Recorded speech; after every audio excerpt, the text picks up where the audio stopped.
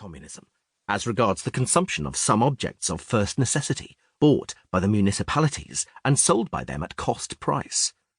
And the third attempt was to introduce a wide national system of rationally established prices of all commodities, for which the real cost of production and moderate trade profits had to be taken into account. The convention worked hard at this scheme and had nearly completed its work when reaction took the upper hand. It was during this remarkable movement, which has never yet been properly studied, that modern socialism was born. Fourierism with Lange at Lyon, and authoritarian communism with Buonarroti, Babeuf and their comrades. And it was immediately after the Great Revolution that the three great theoretical founders of modern socialism, Fourier, Saint-Simon and Robert Owen, as well as Godwin, the no-state socialism, came forward, while the secret communist societies originated from those of Buonarroti and Babeuf gave their stamp to militant, authoritarian communism for the next 50 years. To be correct, then, we must say that modern socialism is not yet 100 years old, and that, for the first half of these 100 years, two nations only, which stood at the head of the industrial movement, i.e. Britain and France, took part in its elaboration, both bleeding at that time from the terrible wounds inflicted upon them by 15 years of Napoleonic wars, and both enveloped in the great European reaction that had come from the East.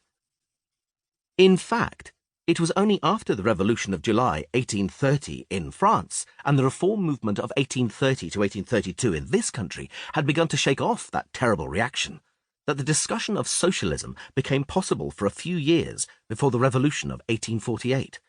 And it was during those years that the aspirations of Fourier, Saint-Simon and Robert Owen, worked out by their followers, took a definite shape, and the different schools of socialism which exist nowadays were defined. In Britain, Robert Owen and his followers worked out their schemes of communist villages, agricultural and industrial at the same time.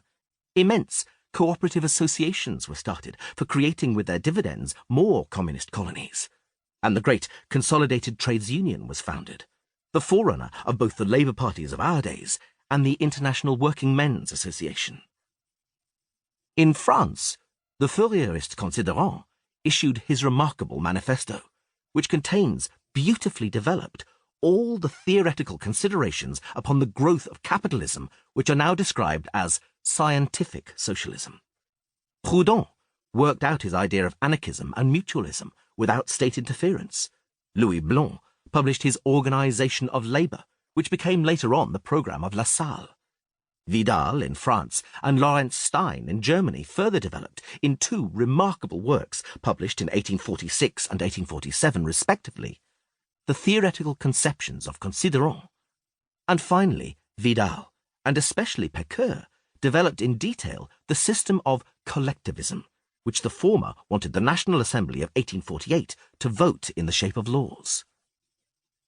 However, there is one feature common to all socialist schemes of that period, which must be noted.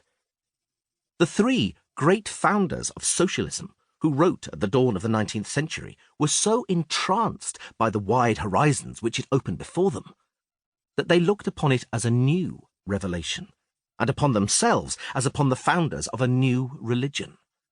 Socialism had to be a religion, and they had to regulate its march as the heads of a new church. Besides writing during the period of reaction which had followed the French Revolution and seeing more its failures than its successes, they did not trust the masses, and they did not appeal to them for bringing about the changes which they thought necessary.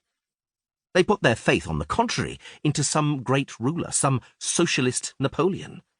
He would understand the new revelation. He would be convinced of its desirability by the successful experiments of their phalansteries or associations, and he would peacefully accomplish by his own authority the revolution which would bring well-being and happiness to mankind. A military genius, Napoleon had just been ruling Europe. Why should not a social genius come forward, carry Europe with him, and translate the new gospel into life? That faith was rooted very deep, and it stood for a long time in the way of socialism. Its traces are even seen amongst us down to the present day. It was only during the years 1840 to 48